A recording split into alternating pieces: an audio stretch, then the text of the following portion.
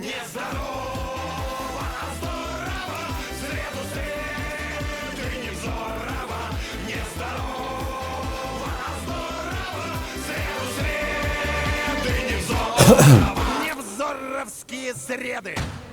21:05, это действительно они, Ольга Журавлева из Москвы, из Петербурга Александр Невзоров и, как пишут у нас в Ютьюбе, Дымарский невероятно помолодел и похорошел. Это Арсений Веснин. Здравствуйте, всем привет. джентльмены. Да, ну привет, что, Оленька, мы в Питере, мы в Питере, в Гельвеции. Здесь же великий русский художник Копейкин, прямо вот тут на эфире. Здесь же великий русский писатель Юнис Теймур Ханлы. Но вот могу сказать такую вещь. Кажется, я знаю, кто будет преемником Владимира Владимировича Путина на посту президента России. По крайней мере, кто должен им быть вот по всей логике. Но об этом давайте чуть позже. У нас, как вы заметили, заканчивается осень 2018 года. Да, падают последние листья и первые единороссы. Да? Я думала, единороги. И вот полет с 17-го этажа наконец позволил спикеру Красноярского края наконец соприкоснуться с российской реальностью. Покойный депутат, он мало напоминал ласточку, но, вероятно, все-таки ею являлся. Это было для него тяжелое решение, но первым ласточкам всегда все непросто. Особенного внимания заслуживает последняя просьба покойника – хоронить без почестей. Что это? Я сейчас объясню. На сегодняшний день, вероятно, это самый краткий, точный и правдивый отсчет партийца «Единой России» перед своими избирателями. Этот девиз они вполне могли бы вынести на обложку своих партбилетов, хранить без почести, либо, в конце концов, озаботиться о создании такого, знаешь, специального штампика. В паспорт, как раньше ставился в паспорт штампик там захоронению не подлежит, когда тело было уже продано на анатомические органы. Но это дело, я подозреваю, недалекого будущего. В общем, проходя под высотными зданиями, теперь будьте внимательны, потому что никто пока еще не изготовил знаков, предупреждающих, что возможно выпадение из окон депутатов «Единой России». Могли бы подсуетиться на самом деле, чувствуя некоторые изменения настроений, которые обеспечат трещины конструкции, а затем, вероятно, и общее ее обрушение. Но, я повторяю, пока никто не подсуетился. Александр Глебович, но ведь про кризис в «Единой России» говорили уже много раз, о том, что партия находится на грани кризиса, что нужно будет что-то придумывать новое, менять, но структура все равно продолжает жить. Нет, она продолжает жить, потому что на то есть, скажем так, монаршая воля. И во многом она, конечно, живет по инерции, но, вероятно, эта инерция, которая когда-то придала ей силу двигаться по политическому полю, она заканчивается. Ну, вообще, я думаю, что, может быть, действительно хоронить то, что называется, рано, потому что русское чиновничество, как известно, может трижды распилить бюджет даже собственных похорон и те деньги, которые отпущены будут на поминку.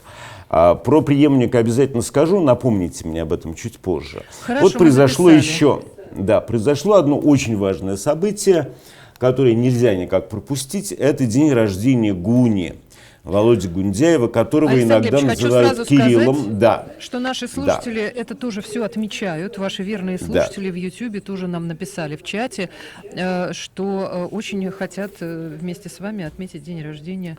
Да, мы сейчас его будем отмечать. Причем мы можем его называть просто примусом, потому что он Кирилл Первый, то есть Кириллус примус. А что это? Это всего-навсего нормально по латыни. Да? И я думаю, что если будет, если это будет Кирилл, то секундус, да. Если вообще этот красавец не задумал сдать свою уютную, в общем, доходную должностишку, то в предстоящем году ему придется мобилизовать всю свою хитрость, все свое коварство и всю свою жестокость. Можно пожелать ему, конечно, удачи в самом главном для русского церковника деле, в деле спасения личных капиталов. Но при самом тяжелом раскладе и это, вероятно, будет непросто. Придется, конечно, покрутиться. Но у нашего примуса потенциальчик еще то, что называется ого-го. И неизвестно, Кремль сейчас, устраивая себе на потеху эту борьбу, кому покажет опущенный палец. вот эти гладиаторы-подковерщики, которые сейчас выходят на арену, это очень сильно. Вот самые развратные. Кто главный? Сейчас, подожди, Оля. Вот самые развратные, опасные римские императоры и азартные, они не додумывались, что гладиаторов надо заставлять драться под большим ковром. Это очень интересный вид битвы. И туда же хищников запускать. Да. А вот Кремль изобрел эту забаву, он умеет ею наслаждаться. Мы знаем, что в ближайшее время, вероятно, Гундяеву и Тихону придется пыхтя, но во всеоружие залезать под кремлевский ковер и там начинать схватку. Причем тонкость этой подковерной схватки между двумя этими бардачами заключается в умении драться так, чтобы не беспокоить хозяина. Во-первых, по этому ковру должно быть комфортно ходить. Воплей и рычания не должно доноситься, и вообще хозяина никак нельзя беспокоить звуками этой борьбы. А Кремль будет наблюдать и наслаждаться этим. Вы сами попробуйте вот так подраться под ковром дома, у вас нифига не получится, нужен огромный опыт. Я искренне желаю примусу, который Гундяев, удержаться и победить в этой борьбе. Почему? Ну, потому что именно его правление привело к самым глобальным за последние 3 века и непоправимым несчастьям русского православия. Сейчас оно, по сути дела, в свете всех этих константинопольско-украинских дел, практически уже почти в статусе секты и рискует в ближайшее время лишиться даже патриарших аксессуаров. Оно лишено авторитета, а вот всякие там писки и истерики, они ничего не значат и никого не вводят в заблуждение. Вот в конкуренте Гундяева я не так уверен. То есть я не уверен, что он будет так же успешен в этом же деле, хотя у него тоже блестящие данные. В общем, короче говоря, я и ему желаю победы в этой борьбе. А это для нас, вот как-то для людей, которые не относятся там, к православной церкви, вот эта борьба, она какие-то последствия будет нести? Нас заденет? Косвенные, скажем так. Дело в том, что действительно православие так намертво склеилось с режимом, что крушение режима уже окончательно насмерть задавит православие. Я, в принципе, ничего против не имею этого, но именно благодаря Гундяеву это происходит все так драматично и живописно, и поэтому это надо ценить. Очень интересно прозвучали в этом году поздравления Гундяеву, уже не было теплых объятий и личных встреч, но виртуозно поиздевался Лукашенко. Я вот не знаю, агрономы Беларуси, они, конечно, могли бы вывести к этой дате сорт какого-нибудь особо бугристого и волосатого картофеля, назвать его Кириллом. Но я думаю, что когда Лукашенко писал свои поздравления, он отмечал, что Гундяев является собой образец высокой морали. Я представляю себе хитрейшую физиономию Александра Григорьевича Лукашенко. Вероятно, в этот момент он с какой-нибудь картофелины обдувал тончайшую пыль. Или занимался еще каким-нибудь таким же интересным делом. По крайней мере, судя по вот этой вот ядовитой любезности и упоминанию о высокоморальности Гундяева, его до этого никто в этом все-таки не обвинял открыто так в лицо. Вот этого аргумента не приводил никто. Я подозреваю, что все-таки то, что называется, Лукашенко тоже мажет лыжи, по крайней мере, мажет для своей маленькой украинской картофельной церкви, белорусской церкви, чтобы покинуть лоно РПЦ. В общем, все обещает и в этом смысле тоже для нас, что значит? Для нас это означает массу информационного товара и прекрасную развлекуху, но все равно понятное дело, что вот эту подковерную борьбу и всю эту историю решит Путин, и победителя тоже назначит он вне зависимости от реального исхода схватки. Владимир Владимирович, как мы знаем, он очень склонен к разным драматическим шалостям, и вот очень не случайно западные СМИ так все перевозбудились, вы слышали, наверное, об этом, от мультика «Маша и медведь», который победоносно прошел. А теперь вдруг и вдруг они возбудились. Он победоносно шел в Италии, во Франции. Мультик, кстати говоря, действительно блестящий. Его сочли вдруг сейчас диверсией идеологической, откровенной пророссийской пропагандой. И, кстати, сочли совершенно справедливо, потому что Маша в этом мультике действительно сильно напоминает Путина.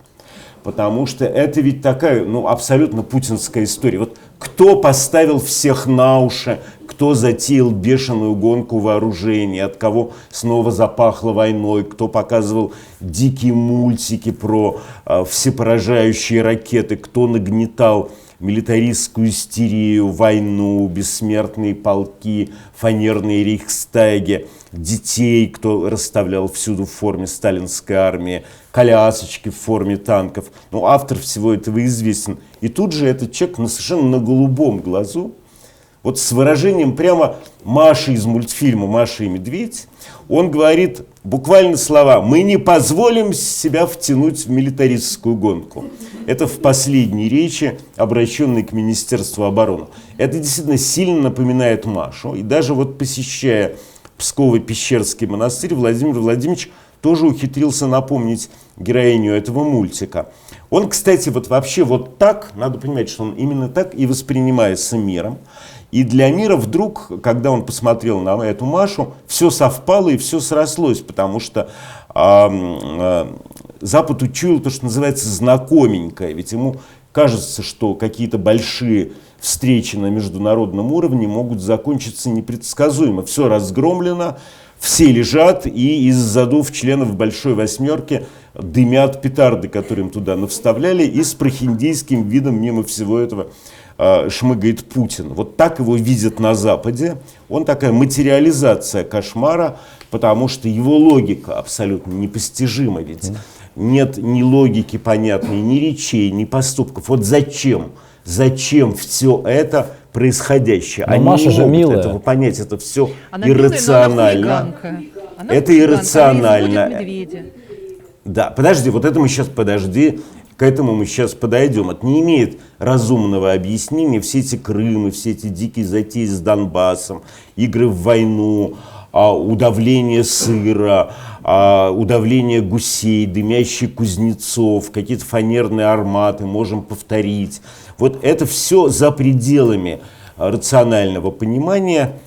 При том, что Запад как бы имеет опыт соприкосновения с такими вещами. Его больше всего удивляет, как народ реагирует на эти инициативы Путина. Какие-то маячки для него есть, какие-то аналогии он может провести, но это скудные аналогии. Вот некто Джон Брэдхартс совсем на днях, это миллионер, блестящий богач, извращенец. Он убил свою подругу во время БДСМ игр, причем он действовал строго по ее просьбе, и это он предлагает в качестве главного своего оправдания, что она хотела, чтобы он это сделал. Вот примерно в этой роли они Путина понимают, да? Но они не понимают, как это явление может быть массовым. Это непостижимо, примерно как поступки Маши в мультфильме, поэтому возникают эти аналогии. Но, кстати говоря, Оля, я бы вот на территории Российской Федерации никому бы не рекомендовал проводить прямых аналогий с мультфильмом «Маша и медведь». Миша, Маша, Путин, а что там осталось за кадром? Потому что ведь давайте присмотримся к этому мультфильму, о чем он. Да? Мы видим, что вот действие очередной серии замирает, начинаются титры, и, возможно, мы во что-то не посвящены. И все это очень тревожно, потому что речь в этом мультфильме идет об очень странных отношениях взрослого, половозрелого, одинокого медведя и очень, я бы сказал, распущенной и раскованной девочки. И даже Причем в официальной версии... сирота. Да, сирота, совершенно справедливо. И даже в официальной версии Маша неоднократно остается у медведя на ночь. Вообще, что связывает этих существ? Да? Потом выяснится, да, что все это такая зашифрованная экранизация Лолиты, причем с зоофильским уклоном, а романы медведь не пишет только для отвода глаз. И кончатся ли все эти проказы браком, при том, что тут опять попрание духовности, эти герои не воцерковлены, они не соблюдают постов, они не говорят между собой о духовности, и все это очень показательно. И сидеть все равно за Машу и за медведя придется Серебреннику. Это тоже понятно. Так. Тоже в этом нет никаких Неожиданный сомнений. поворот, мне нужно это осознать. Осознавать, да, здесь вообще склеивается какая-то жутчайшая картинка. И есть следующий, еще более неприятный ход, если мы проводим такие, скажем так, лобовые сложные аналогии Путина и Маши, то мы обязаны спросить себя, а кто этот медведь вообще, кто смеет быть этим медведем, да? Ну, и западные СМИ называют кого Россию. осмелились иметь в виду создатели мультика. Понятно, что это не Медведев, а на политической арене Миш только один, это Ходорковский. Но Ходорковский скорее не медведь, а цапля, который там на одной ноге в Лондоне, как лягушек, глотает холодные новости из России, одну за другой, и становится все грустнее и грустнее. То есть вообще непонятная история, и непонятно, может, как это черносотенцы... Великобритания, Соединенные Штаты, если ваш образ продолжать. Может быть. Сначала Непонятно, вот такая как... любовь, а потом он начинает хулиганить. Почему нет? Непонятно, как такой мультик проморгали черносотенцы и моралисты. То есть вы не думаете, что это Россия? Вот просто в этих всех обвинениях по поводу этого мультика все говорят, что медведь — это Россия. Это символ России. Непонятно. А тогда Путин кто? Да, Маша тогда кто? Да, ведь для них Россия и Путин — это абсолютные синонимы. Ну вот я удивился, что черносотенцы не поливают там режиссеров мочой, хотя не исключено, Не что они... призывать. Кстати, ты знаешь, что сегодня день черносотенца, официальный. Сегодня какой-то большой юбилей создания Союза русского народа, Союза Михаила Архангела, Черной сотни.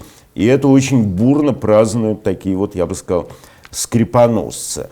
И по поводу Маши Медведевой очень смешно. Они могут перевозбудиться по этому поводу. И я вспоминаю, как сотрудник ВЧК, который, по-моему, в 29-м году при просмотре какого-то фильма возмутился безобразной сценой. Там была, кажется, какая-то эротическая сцена, которую нельзя было показывать пролетариату. Пролетариат, естественно, плевался семечками, радостно гукал, бил кепками об колено. Но вот для того, чтобы представить, куда надо это безобразие, сотрудник ВЧК подошел и вырезал кусок экрана ножницами, свернул его трубочку и унес с собой в качестве вещественного доказательства. Вот здесь же могла бы быть примерно такая же история. Александр, но это простите, все... давайте тогда определимся. Если Западу не нравится Маша и Медведь как пропагандистское и такое ура-путинское пророссийское кино, то тогда в России, наоборот, это кино должно стать просто самым лучшим, самым любимым, и уже никакие черносотенцы до него не дотянутся. Разве нет? Будем на это надеяться, потому что мультик, помимо всего прочего и всех наслоений, действительно, правда, прелестный. Но давайте поговорим о Поклонской. Вдруг. Есть Она же тоже анимешный персонаж, как мы знаем. Да, она тоже анимешный персонаж. Что касается красотки Поклонской. Произошел очередной абсолютно невероятный выверт, свидетельствующий о том, что вот то, что в России было еще там месяц назад запредельным абсурдом, стало, наконец, полной окончательной нормой. Вот новый подвиг Поклонской, он еще прекраснее, чем все, что она делала до этих пор. И вот как все это внешне выглядит. Вы можете сейчас залезть в свои интернеты и все увидеть, да? Как все внешне выглядит? Нет. Поклонская в компании каких-то мелких единомышленников накатала очередной донос. И опять, конечно же, в прокуратуру. Вообще в России этим никого не удивишь. Она ничем, в общем, кроме доносов не занята. Но иногда трогает вспотевшие бюсты. Но это не просто донос, это архидонос. Такого еще не писал никогда. И когда будет создана всемирная история доносов, этот донос будет считаться главным в истории человечества. Но поскольку прокуратура России уже все доносы Поклонской сразу отправляет в измельчитель, и их не рассматривают, то вот зуд доносить, он, судя по всему, непобедим, то Поклонская делает великий финт ушами. Девушка накатала донос на вселенского патриарха Варфоломея в турецкую прокуратуру. И требует привлечь бедного Варфоломея аж по 3 статьям турецкого уголовного кодекса. По 216 статье, по 304 и 219. Это очень тяжелые статьи. Если турки вдруг спятят, да, и по требованию Поклонской применят эти статьи к Варфоломею, то вселенский патриарх сядет на 18 лет. Там посягательство на безопасность страны и все такое прочее. То есть это вот абсолютная пикантиссима. А теперь давайте разберемся в том, что произошло. Группа православных христиан пишет туркам-мусульманам донос на православного патриарха, возглавляющего каноническое всемирное православие, с требованием закрыть этого мужика на 18 лет. Ну, это постмодерн. вообще, это абсолютно ситуация немыслимая нигде и никогда. Но следующим этапом, вероятно, будет кляуза «Ватиканская эгоист» за то, что папа не там паркует свои велосипеды. Но я понимаю, что привлечь Варфоломея в Турции турецкими законами за экстремизм и разжигание — это мечта, хотя, наверное, мечта было бы заполучить этого мерзкого Варфоломея прямо сюда, в Ярославскую тюрьму, где тоскуют без возможности применить к кому-нибудь пытки те самые тюремщики или их коллеги. И вот там можно было бы его прямо разложить на столе, приковать наручниками и, то, что называется, отработать на нем российскую правоохранительную духовность. Александр Глебович, я все-таки хотел спросить, вот вы перед эфиром не согласились мне отвечать на этот вопрос, но сейчас вы упомянули, что Россия может лишиться патриаршества. Да, конечно. Почему? А просто, скажем так, указом и волею патриарха Константинопольского, с которым не хотят ссориться все остальные поместные православные церкви, для которых, поймите, у них это не мы с вами, у них другая логика. Это люди, которые живут в мире грез своих религиозных фантазий, где догмат, канон, священное право означают гораздо больше, чем все сегодняшние реалии. И вот для них Константинополь, для всех православных церквей, которых аж, по-моему, 14 штук, значит очень много. Это кафедра номер 1, это, грубо говоря, их начальник.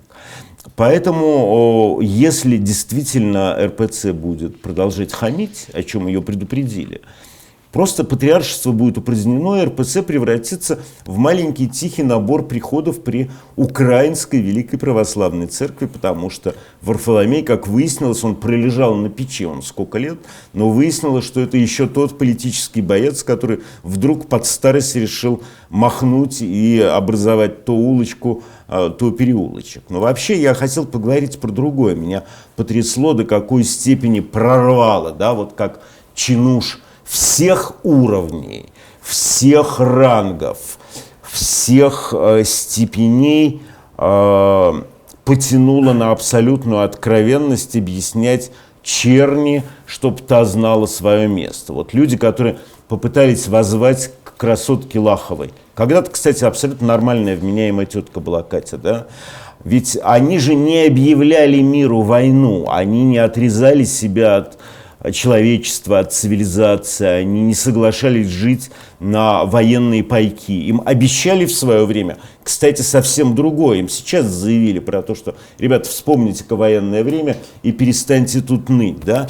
Но вот Катя Лахова, которая купается в своем сенаторском масле, она советует этой черни вспомнить войну, голод и вдохновиться этим и перестать ныть. Да? И вот так везде.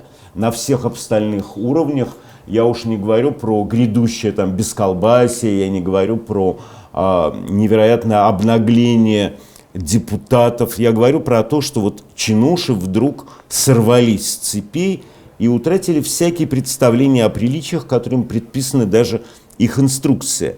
Я с вами не соглашусь, Александр Глебович. Не соглашайся, Оленька, каждый да. из этих чиновников, сенаторов и так далее, как только он попадает в топы Яндекса со своим чудесным высказыванием про детские сады, про детей, про нежелание женщин использовать свои физиологические возможности, вот тут еще было заявление, они тут же говорят: вы меня неправильно поняли. Эта фраза вырвана из контекста. Значит, кто-то еще ими руководит?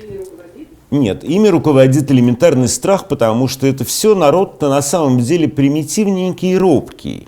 И одно дело, когда у них вот по запалу в интервью и в какой-то ситуации вырывается, другое дело, когда их берут за цугундер и становится понятно, что за слова надо отвечать. Вот мы сейчас проделаем небольшой тест с вами после перерыва, да?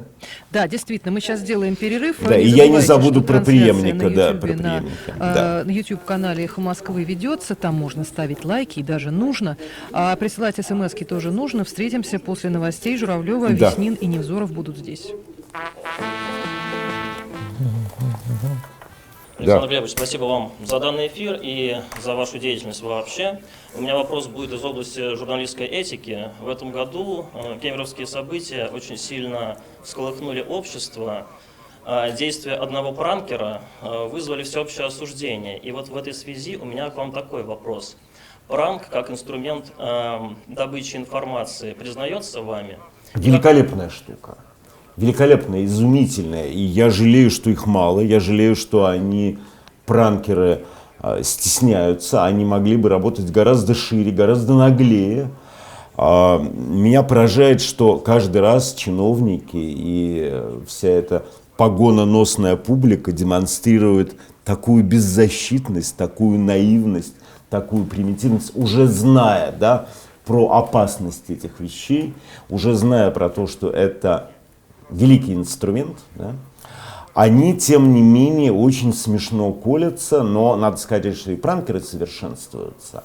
И они отработали великолепную тактику, которая придает абсолютную достоверность. Они научились нужным интонациям, они научились... Нет, это великолепный инструмент. Вообще нету запрещенных инструментов, их не существует.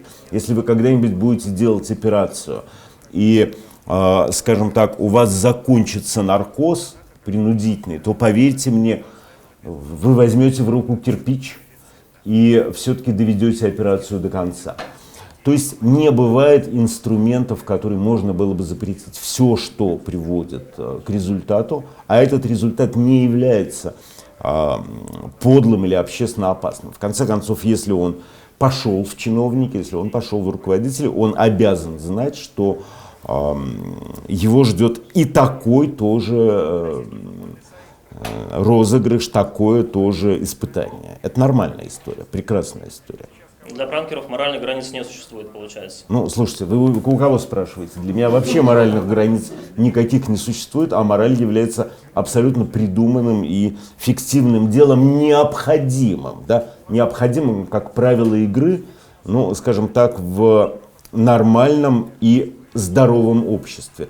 Поверьте мне, где-нибудь на войне, где-нибудь в других социальных условиях, в совершенно иной среде вся эта мораль абсолютно непригодна и будет убийственной и для вас, и для окружающих людей. То есть это вот правило игры вот в таких вот ситуациях, так называемая мораль. А пранкеры, что они, как... Помните, да, Джека Воробья, когда он видит эти засохшие трупы, качающиеся, он... Не боитесь, что вам позвонят? Так нет, ну а что, я обязан предполагать, что такое может быть. Но я со всеми разговариваю одинаково. Вот кто бы мне ни звонил, мне, в общем, поскольку скрывать-то особо нечего, а доверять я просто не умею. Но не звонили, да? Нет, нет. А чё у меня они могут Может узнать? быть, вызов?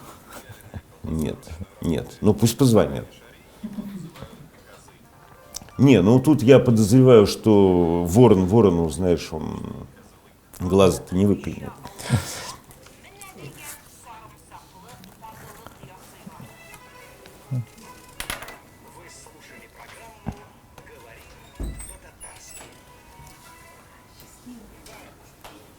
Коленька пока счастлива. Вот Коля едет открывать выставку. Кто хочет прийти на выставку, там демонстрируется единственный в России моржовый хер. Сейчас нет.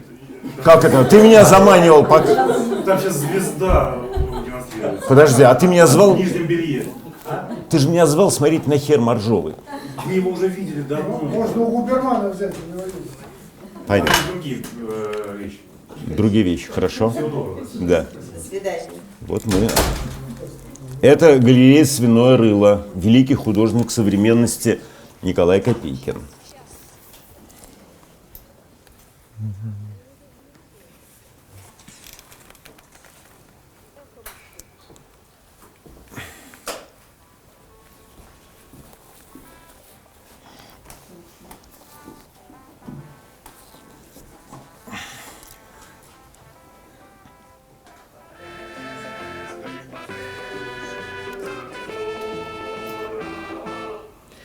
21:35 продолжается наш фуршет, наш банкет. Наш банкет, наш да. праздник.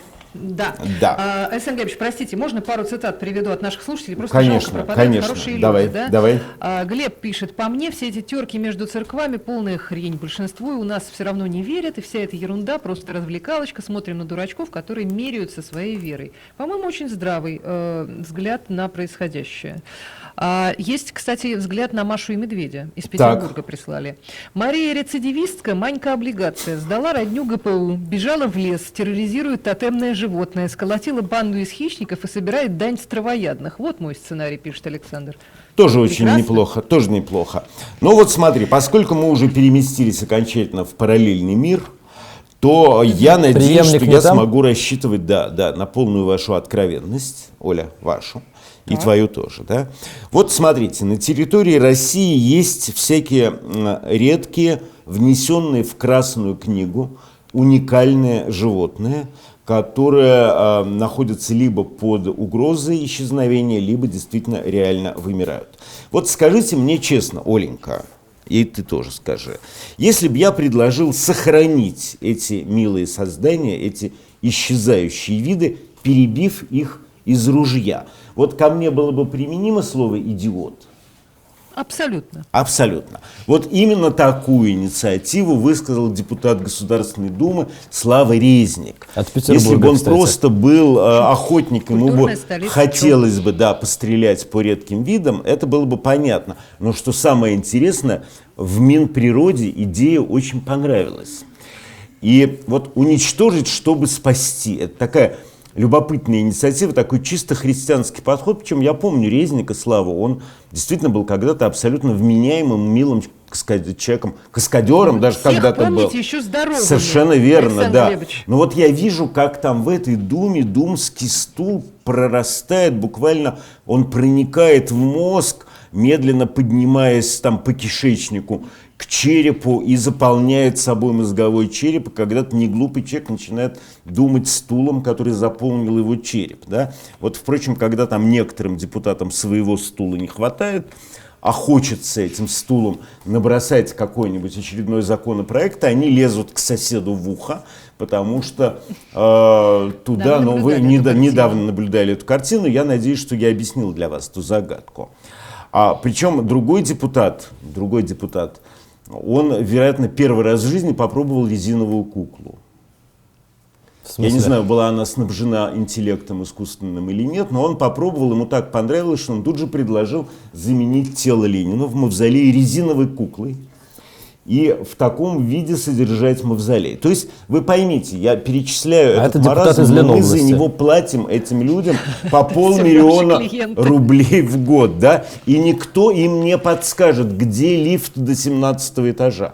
Вот человека, который бы объяснил им эту простую и нужную для них, как я понимаю, маленькую подробность жизни, вот его как раз нету. Но вы поразитесь, вот, ну, известно про меня, что я русофоб и негодяй, мерзавец, безнравственный и так далее. Это про многих говорят.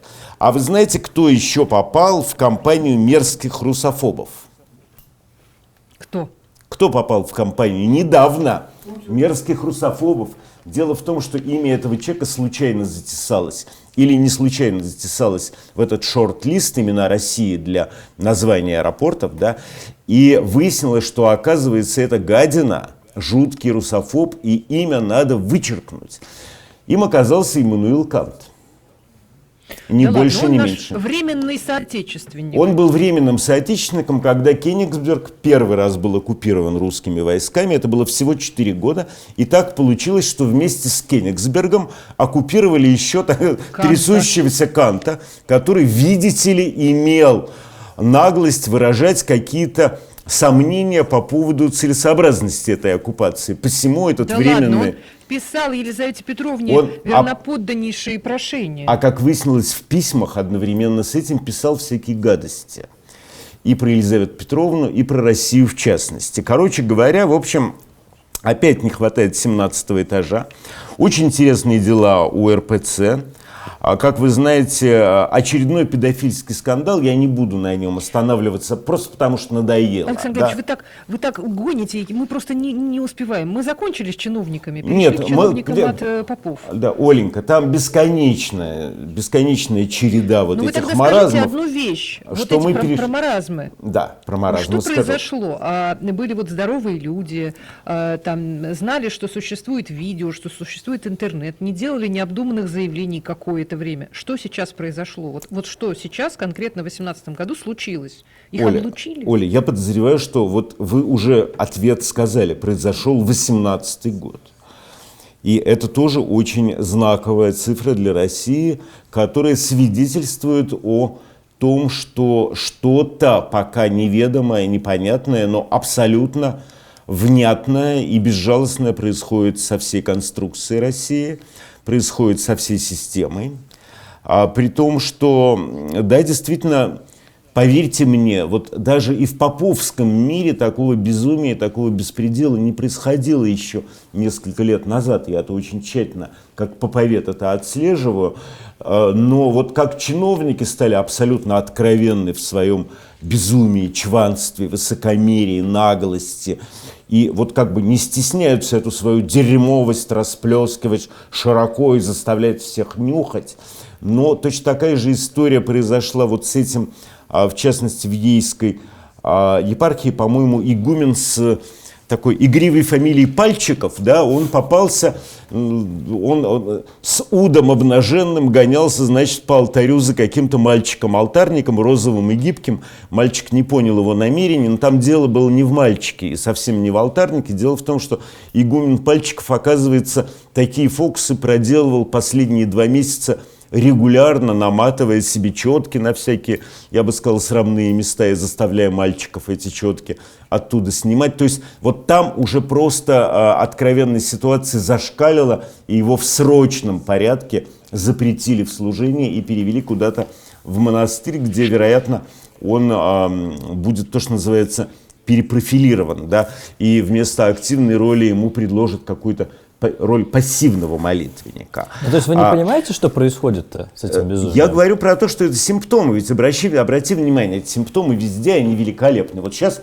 взяли и на голубом глазу из самых лучших побуждений такие же какие-то скрипоносные директора, которые панически боятся попасть не в ту ситуацию, они вдруг выпускают пирожные с портретом Николая II и семьи. Да? Ну, понятно, что к таким пирожным нужно как минимум подавать коктейль, назвав его «Кровавое воскресенье». Да? А какие-нибудь... Нет, их надо называть Распутин и начинять ядом. Нет, ну можно еще тогда предметы дамской гигиены назвать имени 9 января, тампоны и так далее. Да. То есть, вот, чудесно, да. И причем... У нас с вами будет прекрасный бизнес, Александр Ильич. Да, видишь, мы с какой легкостью мы штампуем бренды. Да? Притом вот эта ложь, которая повсюду становится нормой, она все крупнокалибернее. Это тоже такая интересная приметка времени. Вот смотрите, у нас опять как бы попы, они почесали себе разные места, поняли, что сейчас в городе некая есть неустойчивость и некая смена эпох, и задумали в эту смену эпох опять, судя по всему, пойти войной на Исаакий и все-таки Исаакий захватить, потому что вот некое широкомасштабное, могучее, невероятное произошло событие голосования, выбирался православный символ Санкт-Петербурга.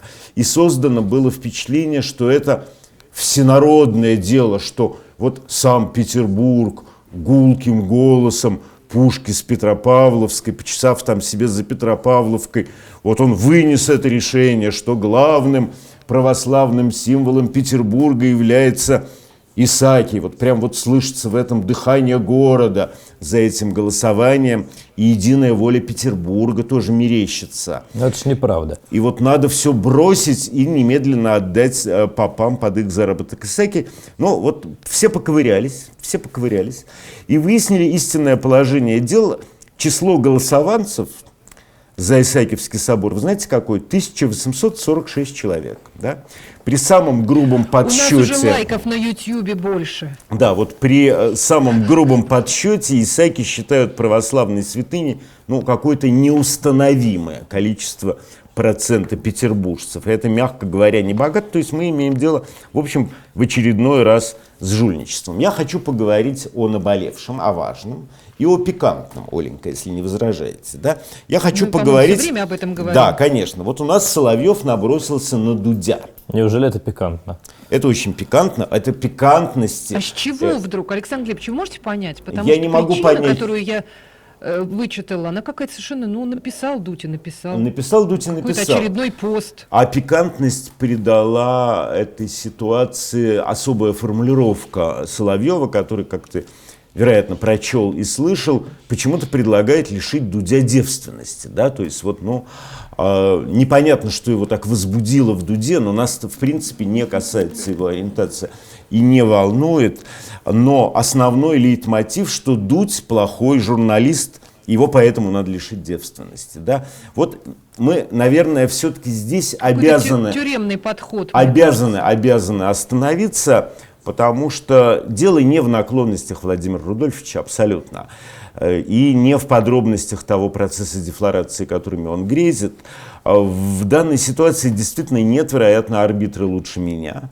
И я гожусь здесь абсолютно независимый арбитр. Я в очень плохих отношениях и с одним, и с другим, и с Дудем, и с Рудольфовичем. Но то, что называется, давайте нежно и абсолютно беспристрастно отпрепарируем ситуацию. Она интересна тем, что она показывает реальное соотношение сил сегодняшних медиа и дает понять, кто за кого и как играет в это роковое, может быть, даже наше последнее время. Да? Вы сейчас увидите, насколько ситуация проста. Обвиняя Дудя, Соловьев забыл одну простую вещь, что сам он, Соловьев, он не фигура, он не некое самоценное явление. Он в какую-то минуту вообразил себя журналистом, забыв, что он плод канала, да? Что он высится только на рейтинге канала, а в случае с «Россия-1» это не просто рейтинг, а это тотальная неизбежность канала, который навязывается очень покорному и неразборчивому населению. Вот без эфирных мощностей, без многомиллионно-долларовых вложений в технику, обеспечение, редактуру, картинку, графику, никакого Соловьева нет. Да, это же понятно. Он просто продукт. Он еще на радио выступает. Он продукт, скажем так, радио – это тень его телевизионных эфиров, только поэтому он выступает, что любой крупный канал, и мы это все знаем, может сделать любое количество Соловьевых за пару месяцев при необходимости. И используя, используя свою эфирную мощь, готовую аудиторию, прайм-таймы, из любого грузчика любой федеральный канал легко сделает. Да? Берем агрессивного и говорливого грузчика, и его можно назначить Соловьевым, и он им будет. А вот Дудем назначить нельзя. И это мы тоже все прекрасно понимаем. Он персонаж, в котором его медийная ценность имеет особую пробу подлинности. За ним не стоит создавший его телеконцерн. Он сам автор своей славы. А почему вы к нему плохо относитесь тогда? Почему вы к нему плохо относитесь? У нас неплохо я отношусь. У нас такие сложные, полуконфликтные отношения, которые связаны с постоянными претензиями друг к другу. Но в данном случае очень хорошо, что мы плохо контактируем, потому что это придает моим словам ценность объективности. Я действительно здесь могу рассмотреть эти две фигуры и объяснить, что в данном случае Дудь абсолютно свободен, он не является ничьим продуктом. Он делает сам себя своими силами. А в условиях этой жесточайшей конкуренции критичного, очень ядовитого Ютуба и абсолютно свободного выбора зрителя он побеждает. Я уверен, что если взять Соловьева и бросить его в волны вольного ютубового моря, он, вероятно, пару пузырей выпустит, а потом уйдет туда же на дно ко То есть всем ему просто остальным. завидно, вам кажется? А я не знаю, он вот просто потерял берега, в какую-то минуту он решил, что он журналист и имеет право голоса и право оценки. Просто парень А может быть, он как раз все, что вы говорите, прекрасно понял, и ему стало обидно, и захотелось как-то потоптаться на дуде? Да нет, он ведь подставил борта и подставил под очень опасные пушки борта, потому что никто столь подробного и серьезного анализа не производил. Мы же понимаем действительно, что он тут же пойдет в условиях свободного выбора зрителя, он тут же пойдет вот туда на дно к таким же точно ватникам, потому что у него та же самая кремлеботовская, тот же самый кремлеботовский лексикон, у него отсутствуют какие бы то ни было. 5 минут. Все правильно, он хороший артист, но поверь мне, для того, чтобы жонглировать на виду у публики пылающими скрепами и четко ходить по линеечке Кремля, никаких способностей не надо. Этим ремеслом овладела даже Скобеева. Я уж не говорю о Киселеве. То есть все с этим как бы проблем, не является никакой проблемой. И назначать кого-то хорошим или простым журналистом ему, вероятно, Соловьеву, который бы вот в условиях вольного Ютуба не набрал бы даже там 1000 подписчиков, ну точно никак не стоит. Он функция, да, он не журналист, и он почему-то об этом забыл. Мы сейчас просто ему об этом напоминаем.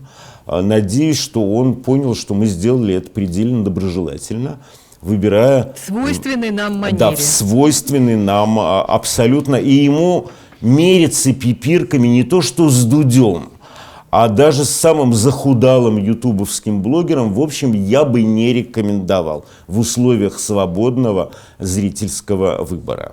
Александр Глебович, вот Александр вы Глебович, перед эфиром... Кто преемник-то? Подожди.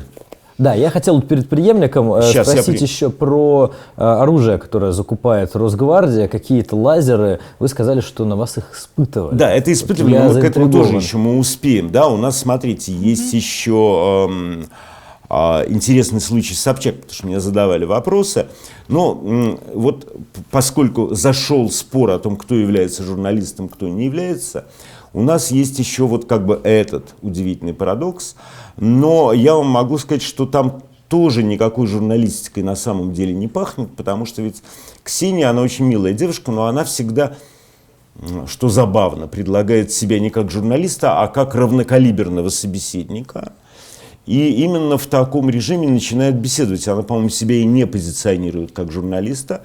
Она, правда, это все снабжает каким-то таким странным кривлянием, которое, вероятно, намекает на элитность, светскость, а может быть, просто отголосок взрастившего ее дома 2. Но это тоже, в общем, абсолютно никакая не журналистика. Это та же самая Поклонская, но просто в макияже либерализма. Что касается вот этого приобретения Росгвардии, на мне действительно такую штуку когда-то испытывали, потому что это обычная АДС-ка, это штука, которая напоминает большую двуспальную кровать, укрепленную на... Тогда это был, по-моему, КАМАЗ, нет, это был какой-то КАМАЗ, и тогда это было закуплено, но это было закуплено тогдашним КГБ, и еще в 90-е годы показывали, как эта штука может действовать на толпу, как она может действовать на любое сборище людей. Поэтому я думаю, что сегодняшний разговор про то, что Росгвардия обзавелась какими-то лазерами, это фейк. Скорее всего, это та же... Нет. Это та же самая АДС-ка. Я объясню.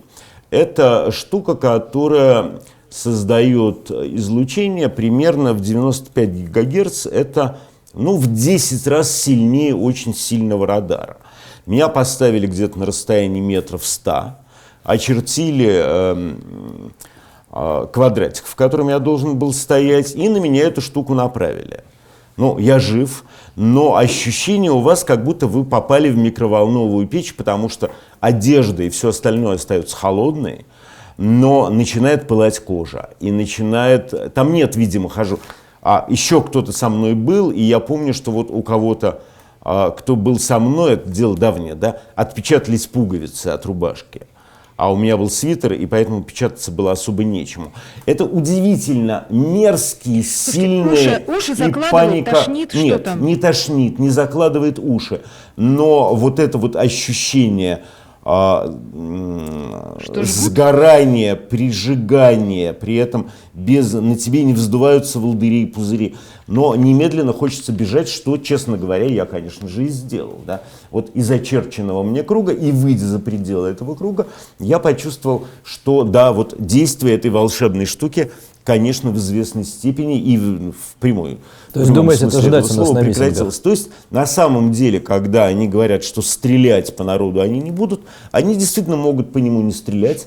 И на мне испытывалось это все давно, это 90-е годы. Я подозреваю, что эти АДС-ки уже не с 95 гигагерцами, а есть помощнее. То есть для того, чтобы отрегулировать какую-то сложную протестную уличную ситуацию, у них действительно такие возможности есть. Про преемника. Александр Глебович, про преемника. Вот слушайте, вот тут возникла идеальная, интереснейшая ситуация, когда стало понятно, кто может стать преемником. Это Гоша, вероятно. На Валааме объявился попугай. Вы зря смеетесь, фантастического благочестия. Люблю попугаев. Он знает 8 молитв. Он повторяет эти 8 молитв практически без остановки. Его носят по всему Валааму в специальной клеточке, и к нему уже неровно дышат ФСО, его, похоже, начали охранять. Со своей ролью транслятора и охранителя скреп в том, что в будущем, вероятно, будет представлять собой Россия, он мог бы справиться лучше любого другого, причем от него не надо ждать никаких подлостей. И он гарантированно не будет со своим предшественником сводить абсолютно ненужные и подлые вредоносные счеты. Я полагаю, что есть одна проблема. Открой, посмотри. Очень долго живут. Они долго живут. Приготовьтесь, Оля, приготовьтесь. Он выучит еще 25 молитв. Кстати говоря, он их произносит чище. Откройте сейчас прямо валаамский попугай Гоша. И явно он будет преемником Владимира. Да, Гоша. Георгий. Да. Он явно назначен в преемнике Владимира Владимировича. Ну, что сказать вам, Александр Глебович? Хорошо, такой преемник тоже вариант. Но это оптимистический, понятное дело, вариант. Да? У нас еще с вами огромное количество тем, которые нам придется переносить на следующую передачу, потому что все наши таинственные ЧВК, все наши которые грозятся отравители, поднять бунт и обеспечить дестабилизацию ситуации. Да, ты слышал, да? Да, конечно. Нет, они не только подают в суд, они закинули через военных экспертов ряд красивых фразеологем про то, что если их интересы не будут учтены, то, в принципе, сирийский опыт может быть перенесен и куда-нибудь, понимаешь ли, А им что, денег не захватили? Не заплатили? Подождите, джентльмены, Денег не заплатили им? Да, естественно. Да, мы заканчиваем. В любом случае, у нас еще будут поводы о них тоже поговорить. Здесь мы прощаемся. Александр Невзоров, Арсений Веснин, Ольга Журавлева. Всего доброго. Ой, счастливо. Курим, ругаемся матом. Давайте. Так.